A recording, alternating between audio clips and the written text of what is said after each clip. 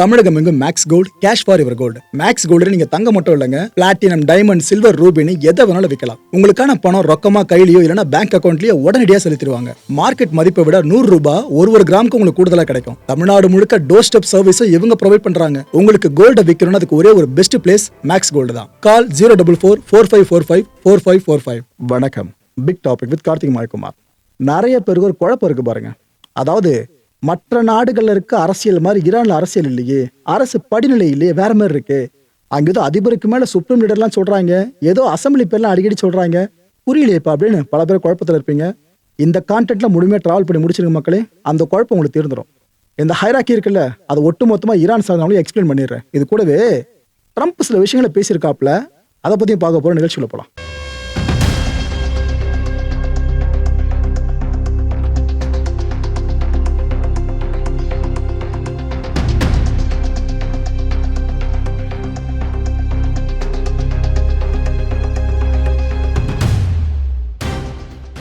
அமெரிக்க Israel படையோட தார்மீகமான நோக்கம் என்ன தெரியுமா? ஈரானோட பவர் ஸ்ட்ரக்சர் இருக்குல்ல, அது எப்படியாவது கொலாப்ஸ் ஆக்கிடணும்.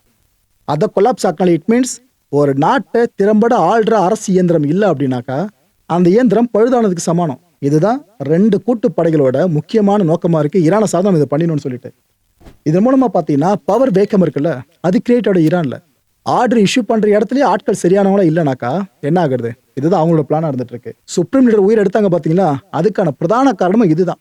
ஏன்னா ஈரானை பொறுத்த வரைக்கும் பவர் ஹைராக்கியில டாப்ல இருக்கிறது சுப்ரீம் லீடர் தான். அவர் தூக்கிட்டா அந்த ஸ்ட்ரக்சர் கொலாப்ஸ் ஆகும் நம்பிதான் இப்ப வரைக்கும் அந்த வேக்கமை கிரியேட் பண்ற மாதிரி அடிச்சுக்கிட்டு இருக்காங்க அமெரிக்க இஸ்ரேல் படை. இதுல பாத்தீங்கன்னா இந்த ஹைராக்கி 10 லேயர்ஸா இருக்குங்க. ஓகேவா? இந்த 10 லேயர்ஸ்ல பாத்தீங்கன்னா சுப்ரீம் லீடர்ல ஆரம்பிச்சு கடைசி ஆர்ம்டு ஃபோர்ஸஸ் வரைக்கும் இந்த லேயர்ஸ் நீண்டு போகுது. அந்த ஒரு லேயரை பத்தி இப்ப தெளிவா சொல்றேன் உங்களுக்கு. இல்ல முதல் லேயர் என்ன தெரியுமா? Supreme leader. ஈரானை பொறுத்த வரைக்கும் அவருக்கு தான் உச்ச அதிகாரம். அதனாலதான் சுப்ரீம். புரியுதா உங்களுக்கு? பேரு சுப்ரீம் லீடர்னு டேர்மா பேருக்கு முன்னாடி இடுவாங்க. சுப்ரீம் லீடர் கடைசியா இருந்தது யாரு? அலி கமனி அவர்கள். பெரும்பாலும் இவங்களோட குடும்பத்தினர் இருக்கால, இவங்களோட வம்சம், இவங்க தான் சுப்ரீம் லீடர் அந்த இருக்கையை அலங்கரிப்பாங்க. இவரை கொன்னாங்களா? இதுக்கு பிரதான காரணமே பாத்தீங்கன்னா ஈரானை ஷா கூட ஆண்டுட்டு போயிட்டோம். ஆனா சுப்ரீம் லீடர் கீழே அந்த கவர்மெண்ட் இருக்கக்கூடாது. அதே நான் சுப்ரீம் லீடரு கீழே அதிபர், அவருக்கு அப்புறம் மினிஸ்டர்ஸ், அதுன்னு முடிவை ஒருத்தரா எடுக்கனாக்கா அந்த அதிபர் பொறுப்பு. இட் மீன்ஸ் மக்களால் தேர்வு செய்யப்படுறவங்க எடுங்க. அதை விட்டு எதுக்காக அவருக்கு மேலே சுப்ரீம் லீடர் வச்சு ஓவர்சீஸ் பண்றீங்க? அதெல்லாம் வேணாம். இந்த இஸ்லாமிய ரிஜிம் இருக்குல்ல, இதுக்கான அடையாளமா இருக்கிறது சுப்ரீம் லீடர் போஸ்ட் தான். அதை முதல்ல தூக்கணும்னு சொல்லிட்டு தான் அமெரிக்கா இஸ்ரேல் படையை இவ்வளோ ட்ரை பண்ணிட்டு இருக்காங்க. ஸோ இந்த போஸ்ட்டுக்கான முக்கியத்துவம் தெரியுதா மக்களே? ஈரான்ல இவங்க நினைச்சாங்கன்னா எதை வேணாலும் செய்வாங்க. அதுதான் சுப்ரீம் லீடருக்கான அப்பேற்பட்ட அதிகாரம். ரைட்டு. இவருக்கு அடுத்த இடத்துல இருக்கிறது தான் சுப்ரீம் நேஷனல் செக்யூரிட்டி கவுன்சில். ஆக்சுவலா இதுல பாத்தீங்கன்னா ஈரானோட பவர் சென்டர்ஸ் இருக்காங்களே, அவங்க ஃபுல்லா ஆக்கிரமிச்சிருப்பாங்க. அவங்க எடுக்கிறது தான் பிரதான முடிவுன்ற மாதிரி இருக்கும். அப்பேற்பட்ட இந்த கவுன்சில் தான் சுப்ரீம் லீடருக்கு அட்வைசர்ஸாகவும் செயல்படுவாங்க. சுப்ரீம் லீடர் இருந்து ஒரு மூளை, அவர் கீழே இத்தனை மூளைகள் ஒர்க் பண்ணும். அவருக்கான தேவையான அட்வைசர்ஸை அப்பப்போ கொடுத்துக்கிட்டே இருப்பாங்க. ஓகே. 3வது இடத்துல இருக்கிறது ஜுடிஷரி. நம்ம நாட்டில் இருக்க மாதிரி தான் கிட்டத்தட்ட. இதில் பார்த்தீங்கன்னா ஈரானோட சுப்ரீம் கோர்ட்டு, லோவர் கோர்ட்ஸ் இது எல்லாமே உள்ளே வந்துடுவாங்க. ஆக்சுவலாக சுப்ரீம் லீடர் இருக்கார்ல, அவர் அப்பாயின்ட் பண்ணுறது தான் இந்த ஜுடிஷரியோட ஃபைனல் வெர்ஷனாக மாறி நிற்கும். ரைட்டு. 4வது லேயர் என்னன்னு பார்த்தீங்கன்னா ஜிசின்னு சொல்லுவோம். அதாவது கார்டியன் கவுன்சில். கிட்டத்தட்ட ஈரானை ப்ரொடெக்ட் பண்ணுறாங்களே, அந்த ரட்சகர்களை ப்ரொடெக்ட் பண்ணுற மாதிரி தான் இந்த கார்டியன் கவுன்சில் சொல்லுவாங்க. இந்த கார்டியன் கவுன்சிலில் பார்த்தீங்கன்னா ஒட்டுமொத்தமாக 12 பேர் இருப்பாங்க. அதில் 6 பேர் கிளரிக்ஸ், இன்னொரு 6 பேர் பார்த்தீங்கன்னா ஜூரிஸ். இதில் இந்த கிளரிக்ஸ் இருக்காங்கள, இந்த மார்க்கம் சார்ந்து இருக்கவங்க, இந்த 6 பேர் அப்பாயின்ட் பண்றது டைரக்டா சுப்ரீம் லீடர் அப்பாயின்ட் பண்ணிடுவாருங்க. இன்னொரு பக்கம் இந்த ஜூரி சொன்ன பார்த்தீங்களா, இவங்களை இந்த ஜுடிஷியரி இருக்குல்ல, இது சஜஸ்ட் பண்றதன் பேர்ல அவங்களை அப்பாயின்ட் பண்ணுவாங்க. ஒட்டு மொத்தமா 12 பேர் ஆயிடுச்சா? அதாவது ஈரானை மக்கள் மட்டும் ஆளக்கூடாது, மார்க்கம் சார்ந்தும் ஆளணுன்றது தான் இப்படி ஈக்குவலா பிரிச்சிருக்காங்க 6+6ன்னு சொல்லிட்டு. 5வது லேயர் பார்த்தீங்கன்னா ஏஇன்னு சொல்லுவாங்க. It means assembly of experts, நிபுணர்களை கொண்ட ஒரு சபை. ஒட்டுமொத்தமா 88 சீட்ஸுங்க. இது ரொம்ப ரொம்ப முக்கியமான ஒரு சபை. 5வது இடத்துல இருக்கின்றதுனால பவர் ரொம்ப கம்மி நினைச்சாதீங்க மக்களே, ரொம்ப ரொம்ப முக்கியம். ஈரான்ல உச்ச பவர் யாருக்கு இருக்குன்னு சொன்னா சுப்ரீம் லீடருக்கு. அவரை அப்பாயின்ட் பண்றவங்களே இவங்க தான். புரியுதா உங்களுக்கு? So 88 seats. இதுல இந்த கார்டியன் கவுன்சில் இருக்குல்ல, அவங்க தான் இந்த அமைப்புல இருக்கிறவங்க சார்ந்து அப்ரூவ் பண்ணணும். ஓகேப்பா இவங்களா இருக்காங்க, இவங்களை பத்தி ஃபுல்லா விசாரிச்சாச்சு, ஓகே இந்த 88 சீட்ஸும் ஃபுல்லா ஆயிடுச்சு, அப்ரூவ் பண்ணிடலான்னு அந்த முடிவு எடுப்பாங்க. அப்ரூவ் பண்ண பிற்பாடு சுப்ரீம் லீடரை இந்த அசம்பிளி ஆஃப் எக்ஸ்பர்ட்ஸ் தேர்வு பண்ணுவாங்க. சுப்ரீம் லீடரோட நடத்தை சார்ந்து ஃபுல்லாக கண்காணிக்கிறதும் இவங்க தான். ஓகே, 6வது லேயர் பார்த்தீங்கன்னா பார்லிமெண்ட். எல்லா நாடுகளும் இருக்குல்ல, அதே போல தான் இங்கேயும் 290 சீட்ஸுங்க. அந்த நாட்டில் இருக்கிற பார்லிமெண்ட் ஒட்டுமொத்த சீட்ஸோட எண்ணிக்கை 290. இதை அப்ரூவ் பண்ணுறது யார் தெரியுமா? Guardian council. இந்த பார்லிமெண்ட் சார்ந்து ஃபுல் அப்ரூவ், இந்த மெம்பர் சார்ந்து எல்லாத்தையும் ஃபைனலைஸ் பண்ணுறது அவங்க தான். 7வது இடத்துல தான் பிரசிடென்ட்டே வராப்புல. எல்லா நாடுகளுக்கும் பிரசிடென்ட் தான் டாப்ல இருப்பாப்புல. ஈரானை பொறுத்த வரைக்கும் 7வது இடம் தான் அவரோட அதிகாரம். ஆக்சுவலாக பிரசிடென்ட்டை அப்ரூவ் பண்ணுறதும் இதே கார்டியன் கவுன்சில் தான், ஜிசி தான் அப்ரூவ் பண்ணுவாங்க. ஆக்சுவலாக ஓவர்சீஸ் பண்ணுற அதிகாரமும் சுப்ரீம் லீடருக்கு இருக்கு. அவர் நினைச்சா அதிபர் சார்ந்து எப்பேற்பட்ட முடிவையும் எடுக்க முடியும். ஓகே, 8வது லேயர்ல பார்த்தீங்கன்னா கேபினெட்.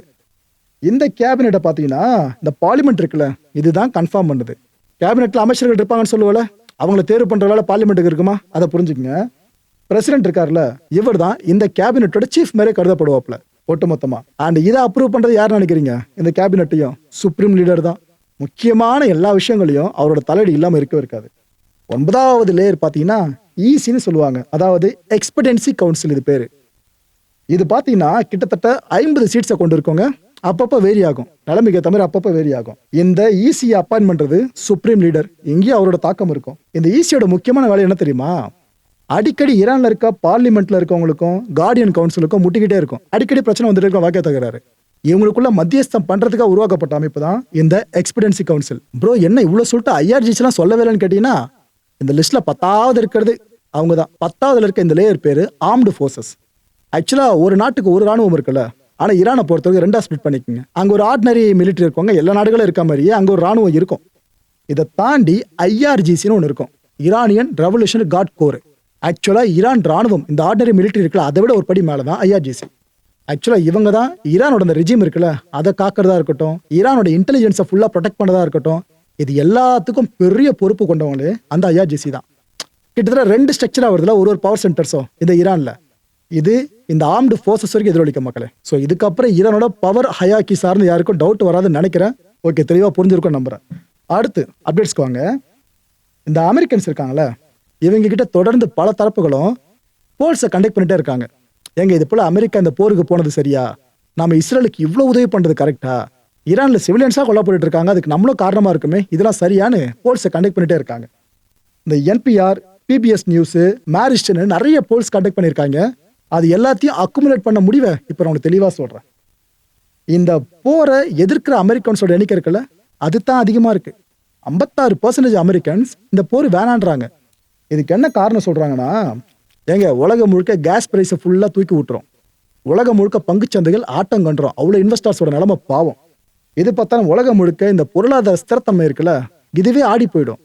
இவ்வளோலாம் தாண்டி எதுக்காக ஒரு போரை நம்ம பண்ணணும், வேணாமே அப்படின்னு 56% அமெரிக்கன்ஸே சொல்றாங்க. இன்னொரு பக்கம் 44% அமெரிக்கன்ஸ் என்ன நம்ம சொல்றாங்க, இந்த போர் வேணுங்க அப்படின்றாங்க.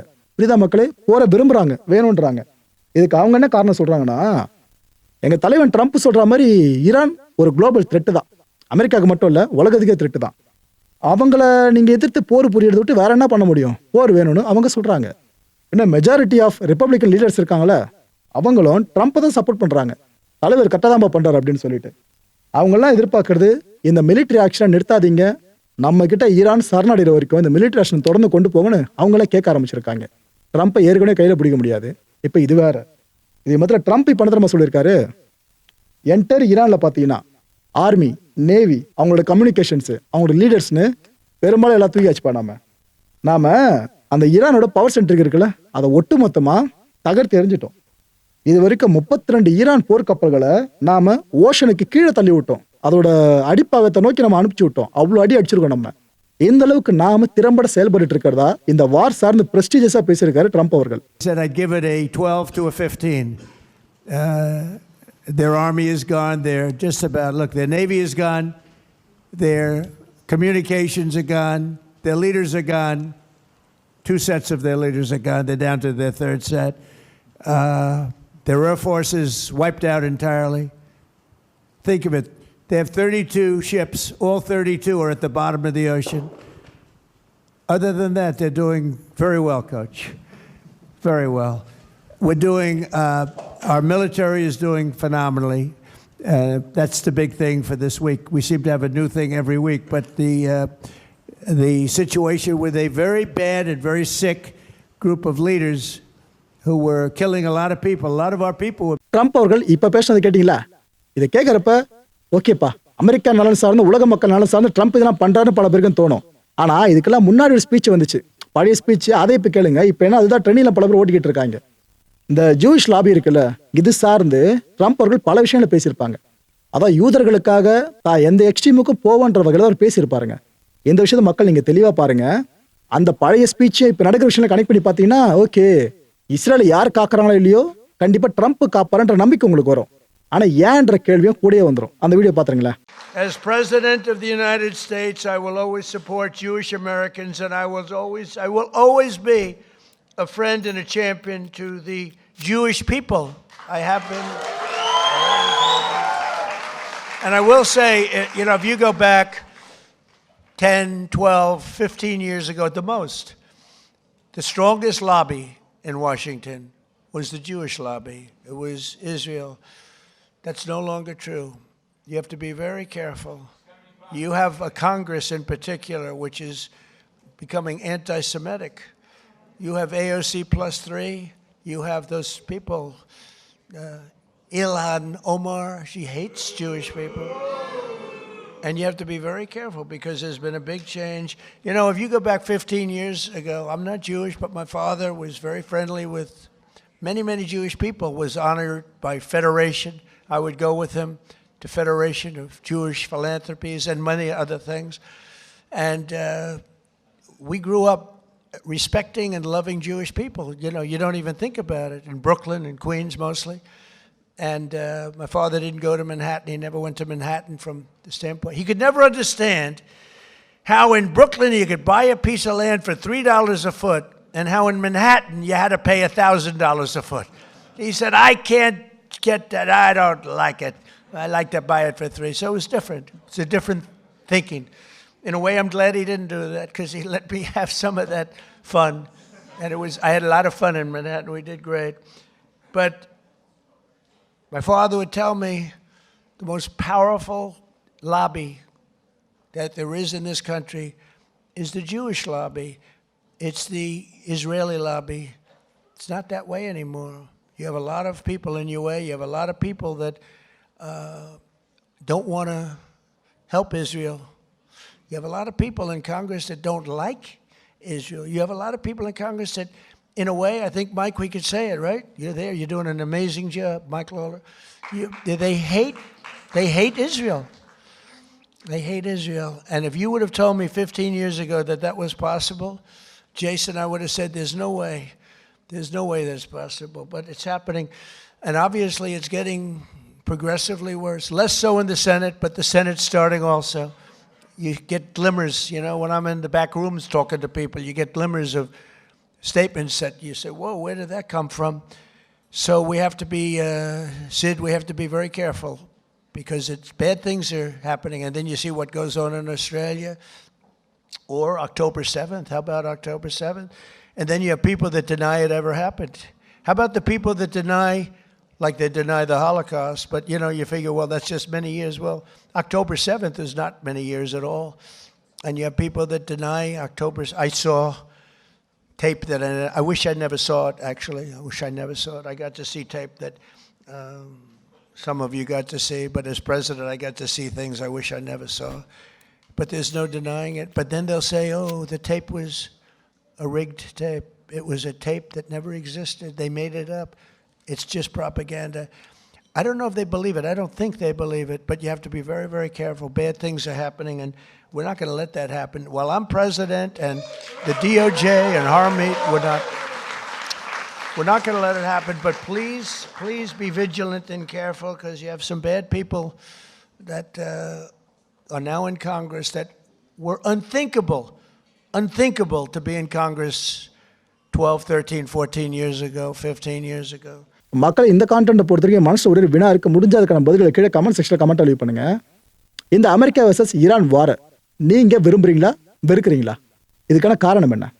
அடுத்த நிகழ்ச்சி சந்திக்கலாம். நன்றி, வணக்கம். தமிழகம் எங்கும் Max gold, cash for your gold. Max gold நீங்க தங்க மட்டும் இல்லைங்க, பிளாட்டினம், டைமண்ட், சில்வர், ரூபினி எதை வேணாலும் விற்கலாம். உங்களுக்கான பணம் ரொக்கமா கையிலயோ இல்லைன்னா பேங்க் அக்கௌண்ட்லயோ உடனடியாக செலுத்திடுவாங்க.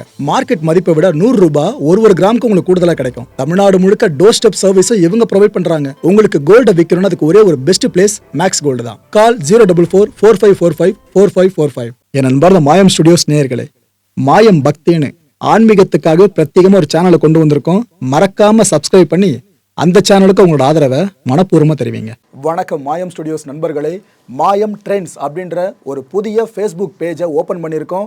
நீங்கள் யூடியூப்பில் பார்த்துட்டு இருக்கீங்களா நம்மளோட கான்டென்ட்ஸ்லாம். இதெல்லாம் விட ஒரு படி மேலே ரொம்ப கிறிஸ்பாகவும் ரொம்ப சூப்பராகவும் நிறைய கான்டென்ட்ஸ் உங்களுக்கு இந்த பேஜில் காத்துட்ருக்குங்க. ஸோ உடனடியாக ஃபேஸ்புக் பிளாட்ஃபார்ம் போங்க, மாயம் ட்ரெண்ட்ஸ்னு டைப் பண்ணி சர்ச் பண்ணி நம்ம பேஜை ஃபாலோ பண்ணுங்கள். அப்படியே நம்ம சேனலையும் நீங்கள் சப்ஸ்கிரைப் பண்ணிட்டீங்க அப்படின்னா இன்னும் நிறைய புது கான்டென்ட்ஸை உங்களுக்காக ப்ரொடியூஸ் பண்ணி கொடுத்துக்கிட்டே இருப்பாங்க. நீங்கள் பண்ணுற ஒவ்வொரு சப்ஸ்கிரிப்ஷனும் எங்களுக்கு பெரிய மோட்டிவேஷனாக அமையும்.